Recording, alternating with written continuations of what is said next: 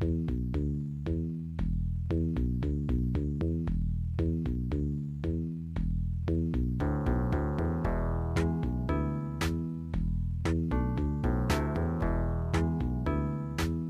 in a Cell 2014. What a piece of shit. First match is a 2 out of 3 falls match between Cesaro and Dolph Ziggler. Before this match even starts, two things are obvious. One, it's going to be a great match, and two, it's going to be impossible to care. Why is it impossible to care? Because the IC title means absolutely nothing. Because Dolph Ziggler, the IC champion, loses constantly, just like every IC champion in the modern era loses constantly. Because Cesaro has been completely and utterly ruined and derailed, saddled with the worst music in the world and having every interesting part of his character taken away. Because he got over too naturally as a face and was made to be a heel. Because despite being the heel, he never actually does anything heelish. Because the WWE is incapable of telling any story consistently that isn't in the top of the card, and even then it's a crapshoot more often than not. Because there is absolutely nothing personal about this feud, and I'm not even sure it can be called a feud, because nothing has happened aside from a few matches. And again, Cesaro is stuck in character limbo where he's not allowed to be over as a babyface or heat up a storyline by doing anything heelish. I could go on, but you get the point, and this is going to be a running theme throughout this pay-per-view. Good matches that are impossible to care about because the storylines and booking leading up to them have been completely retarded. So anyways, they fight, and just as predicted, it was both a good match and impossible to care about. Surprisingly, Dolph won the match in a clean sweep with back-to-back pinfalls and Cesaro not getting a single point. I can only imagine they did this to make Dolph seem strong and bring some importance back to the IC title, but it's just too little too late. Next up is Nikki Bella versus Brie Bella, with the stipulation that the loser has to be the winner's servant. This feud has been awful. In fact, it's been so awful, it's been among the most consistent things about WWE storytelling as of late, simply by virtue of being consistently cringeworthy. Brie and Nikki are both terrible actors, and their scripted sibling rivalry comes off like a school play disguised as a daytime soap opera. They have their match, and, you know, what is there even to say? It was not terrible, I guess. Congratulations. A lot of apologists are going to say how good this was for a Divas match and how much Nikki and Brie have both improved in the ring. Well, my dick. It may be true that they've improved, but that doesn't make them good. They've merely graduated to competent. And I refuse to give mediocre matches the benefit of the doubt simply because they're Divas matches, as though women are just incapable of being good wrestlers or having good matches. There are enough awesome female wrestlers in the world that I should never have to shrug my shoulders and say, well, it was pretty good for a Divas match. Fuck that. Fuck the Divas division and fuck this asinine storyline. Nikki and Brie can't act for shit and they can barely wrestle. I'd say it was time to bring up Charlotte or Bayley or any of the other girls regularly having kick-ass matches on NXT, but like everyone on NXT, I'm positive WWE Creative would just water them down and ruin them by putting them in shitty, meandering, stereotypical catty Jezebel bullshit storylines. The next match is the incredibly bland Usos versus the incredibly blandly named Gold and Stardust. Seriously, was it that hard to come up with a name for these two? How about, oh, I don't know, Golden Roads, Dust to Dust, the Dust Brothers? That's 3 and it took me less than 5 seconds. But WWE's highly trained team of 60-odd television writers or whatever couldn't think of a better team name than Gold and Stardust? Fucking pathetic. And I hate the fucking Usos. I can't help but tune out whenever they're on screen. They're just the fucking worst. Their promos and characters are 10 times more obnoxious than John Cena on his worst day, and I can't even tell them apart. So, was this a good match? I don't know. I watched this pay-per-view all the way through twice, and both times I completely failed to register this match even as it was happening directly in front of me.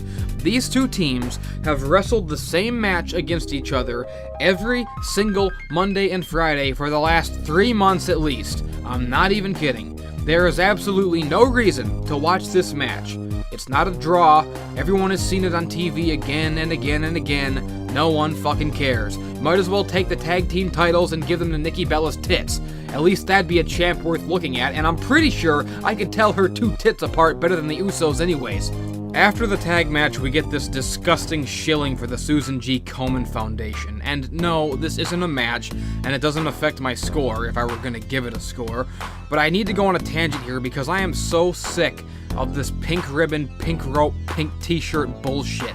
Fuck these people, and fuck WWE for promoting them every year. The Susan G. Komen Foundation is a scam, breast cancer awareness is a scam, and a sexist one at that. They don't give a fuck about men with breast cancer or women with other kinds of cancer. They don't do shit to find a cure. They spend all the money they make on promoting themselves and lining their pockets. They're fucking disgusting. How can the WWE stand behind these pieces of human garbage? Are they just willfully ignorant or don't care? And then one of these asshole con artists says some shit like, I want to thank WWE for helping us save people every day. Fuck you. You don't save anyone, you fucking liar. Okay, tangent over. Next up is Cena versus Orton, and I don't fucking care. I have literally been watching this match for 12 years. Nobody fucking cares. These two men have wrestled over 200 times. The match was boring and shitty, and oh look, Cena wins, because of course he fucking does. Let's stand back and analyze just how much of a colossally stupid decision this is. Dear God, I don't even know where to start. Lesnar beats Taker and ends the streak, making him instantly the biggest, baddest monster heel of all time, something that they will never be able to do again. The only way for the greatest streak in history to not be in vain is if you use this and go all the way with it. Give Lesnar a long title reign. A long title reign. Make him completely unbeatable, only being beaten eventually by a huge up-and-coming fan favorite that everyone can love and who can carry the company long into the future. That's the only way to make this worth it. Lesnar has a match with Cena to cement this. It's his second match with Cena since he came back, but this time, because he's the streak breaker now, he completely squashes Cena, which is totally awesome and exactly what should have happened. But this is all immediately ruined by Cena coming out on Monday after the worst beating of his life, not only 100%, but better than ever, destroying the entire Wyatt family and challenging Brock to a rematch. Dear God. The rematch comes and Seth Rollins interferes and Bork wins again. Fine, whatever. Now, we come to this, number 1 contenders match. Now, a few things to consider. 1. Cena has already fought Lesnar 3 times. 2. Nobody in the world wants to see a 4th Cena-Lesnar match. Nobody in the fucking world. 3. Because of how storylines like this work, Cena would most likely win this 4th match, and the streak would be completely in vain, sacrificed to the one man who needs it least. 4. Randy Orton has not fought Brock Lesnar yet. 5. Randy Orton's character, that of a ruthless, hot-headed psycho, would actually make for a pretty interesting match with Lesnar. 6. In the last month, Randy Orton has become a viral sensation thanks to the RKO vines, and is the most popular and well-known he's ever been, actually being known in the mainstream, which is the one thing WWE is always trying to achieve. 7. People are finally ready to love Randy Orton, and Lesnar is the perfect villain to get Randy Orton into a babyface role without changing or watering down his character. It would sell pay-per-views, it would get ratings, it would put butts in seats, and you could even make t-shirts based on those vines and make bank, if you were a competent company. And 8. Next month's pay-per-view against Brock takes place in St. Louis, Randy Orton's fucking hometown. So, right off the top of my head, that's 8 reasons why Randy Orton winning this match isn't just right for business, but the only thing that makes sense. If you were a writer or booker, you would have to be legitimately retarded to fuck this up. But every time you think WWE couldn't possibly be that stupid, they are. They really are. I can't even. This company is fucking garbage. I hate it. I hate it with every part of my soul. I honestly think that sometimes WWE knows what the obvious thing is, and then purposely does the opposite just to be surprising, even if it doesn't make any sense and makes the product objectively shittier. Ironically, resulting in the same old vanilla pudding over and over and over again forever until nobody cares and everybody stops watching. And that's why their ratings are like the lowest they've been in forever. That's why the network isn't selling as well as they thought it would. That's why their stock is plummeting like crazy. It's unbelievable how clueless they are. It hurts. Fuck this match, and fuck this finish. Fuck John Cena, his existence has done nothing but damage to the wrestling business for the last decade, and fuck this company for being short-sighted and stupid enough to let that happen. I'm not even a big fan of Randy Orton, but that's the point. After all this time, I was finally ready to be a fan of him. I am ready to be a fan of him. The Vines are funny, and I know people dig them. I know that Randy's character would make for a good feud with Lesnar, and I know it's a match I haven't seen before. So why can't they see that? It boggles the fucking mind. It's terrible. It's really bad. Oh my god. The show cuts to Michael Cole calling this one of the great Hell in a Cell matches of all time. Fuck you. Next up is what? Miz versus Sheamus?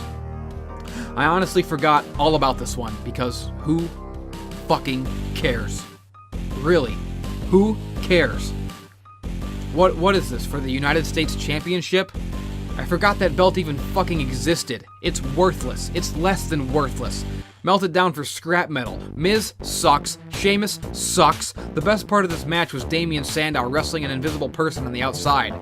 That's fucking sad. I want you to understand something. I'm not saying that Sheamus and Miz are bad wrestlers. I'm not even saying this was a bad match. What I'm saying is, I don't know if it was a good match or not, because I looked right at it and saw nothing. I just heard a loud buzzing between my ears and got a Final Fantasy VII Mako Reactor headache from not caring so hard. How can I care? Please tell me how I'm supposed to care.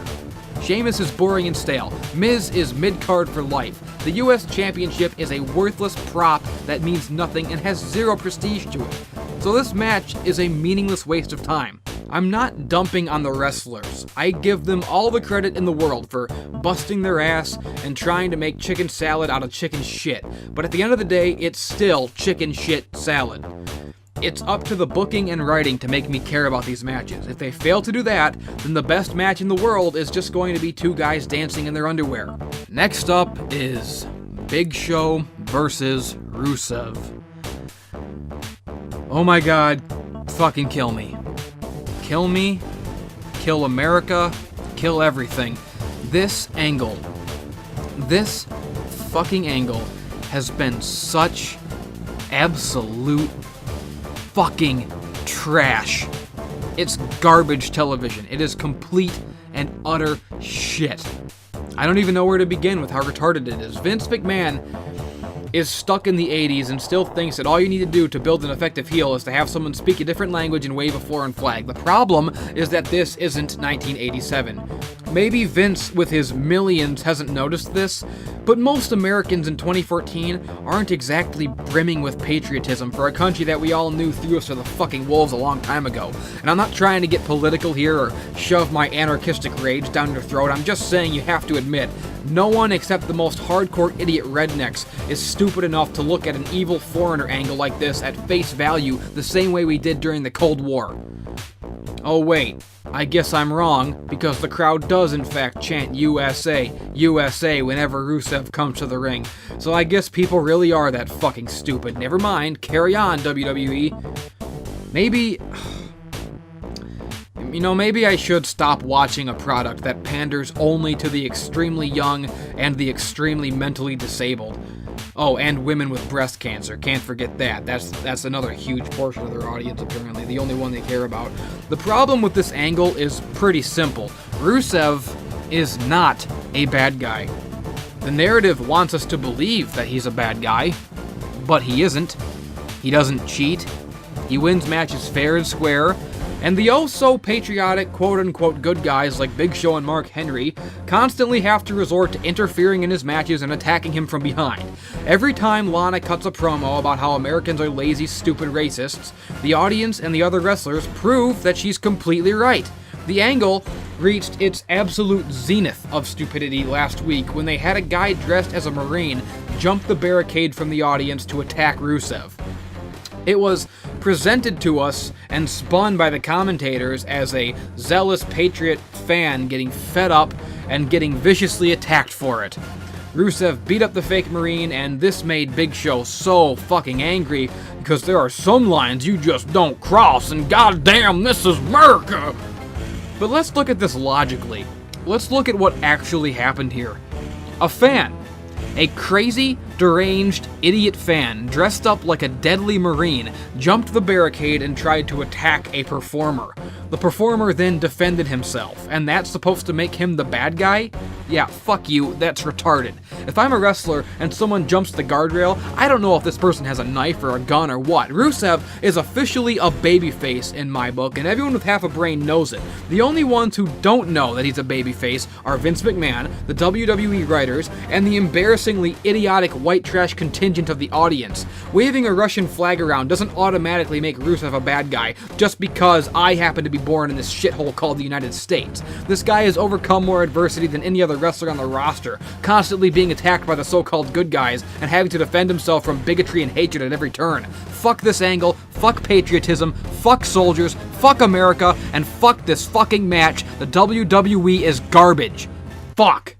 Next up is Paige versus AJ for the 1,000,000th time.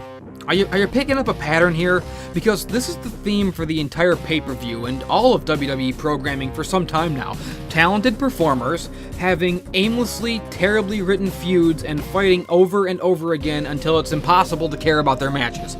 And before anyone accuses me of not being patient enough for a long storyline, no, that's not it. Long storylines are fine when they progress. What is the storyline here? What is the point of this feud between AJ and Paige that's been going on for the last 8 months? They're both crazy catty bitches. That's it. That's the entire storyline, and that's what it's been since it started. That's every Divas storyline. 2 crazy catty bitches being crazy catty bitches to each other. For months, trading victories with no point and no purpose. I don't care. I don't care, I can't care. WWE isn't letting me care. In fact, they are actively stopping me from caring with their god-awful storylines and booking, with their endless, awkward, stilted promos, their aimless, incoherent, nonsensical drivel every single fucking week. If I worked for this company, I'd be so pissed off. It's really no wonder CM Punk quit. Can you imagine working your entire life to get somewhere, only to find that the grand mecca of your business happens to be a company run by incompetent monkeys on typewriters? You'd feel like your whole life was for nothing. All your hard work and physical sacrifice flushed down the toilet every goddamn week. After a while, I can't imagine why you wouldn't just say fuck it. I want to say fuck it just as a fan. Fuck it! The best part of this match was the boner I had throughout and jacking off afterward to the cell-lowering music. I'm not even kidding. I have a major crush on both of these women, and they deserve better than the shit they're given. With the 8-month build-up this match had, it could have been an amazing personal feud. Hell, it could have even been a Hell in a Cell match. The first female Hell in a Cell match ever. That would have been fucking awesome. But this is just the same shit that I see on Raw every fucking week.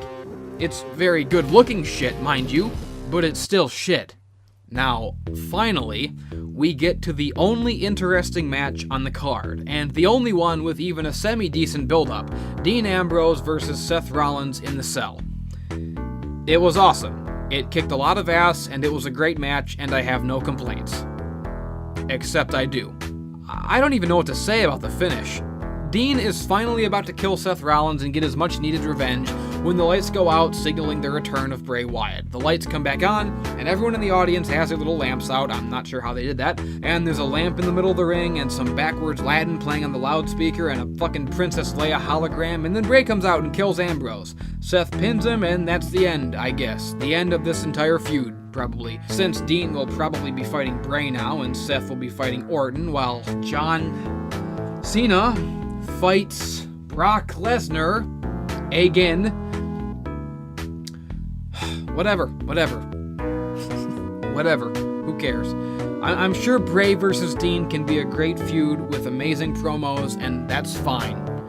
But I can definitely understand people thinking this was an unsatisfying way to end the feud and completely cartoony and corny and stupid.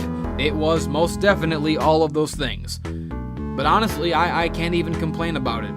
It was corny and cartoony and stupid, yeah, but at least it was kinda cool. The lighting and camera angles made it seem like wrestling had suddenly become a movie or something. I don't really have a problem with cartoony as long as it's interesting and fun, and I guess it was. Honestly, as ridiculous as this might have seemed, it was probably the least retarded thing of this entire pay-per-view.